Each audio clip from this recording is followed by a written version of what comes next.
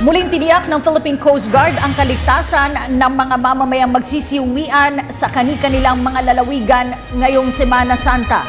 Si Noel Perfecto ang ating tagapagbalita. Mismong si Coast Guard Commandant Rodolfo Isorena ang nanguna sa hanay ng mga opisyalis ng naturang ahensya upang matiyak na magiging maayos at secure ang biyahe ng mga mamamanatang mga pasahero pabalik ng kanilang mga probinsya.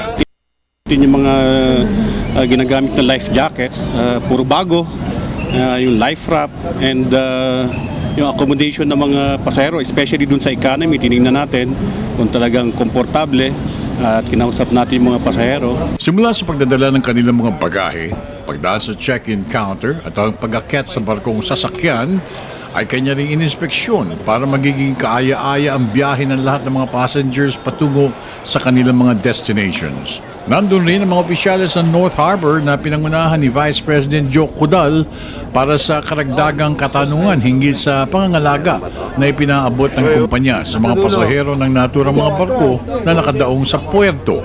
Titingnan pa natin yung mga after the Holy Week, yung mga babalik naman ng Metro Manila. Though, of course, bakasyon na rin. Kaya most likely, yung mga uuwi ngayon, siguro before the opening of the classes na magsisibalik ng Maynila. So, yung pagbalik siguro, mas konti kaysa yung mga magsisialis ngayon. Sa kanyang pagbisita, kitang-kita ng mga aksyon ng pinuno ng Coast Guard na kampante siya na inspeksyon at para matiyak na hindi magugoyo pa ang ibang mga pasahero sa mga lokal na puerto sa coastal towns, iniutos ni Isorena na agad ipatigil ang iligal na operasyon ng mga maliliit na sasakyang pandagat sa naturang mga lugar.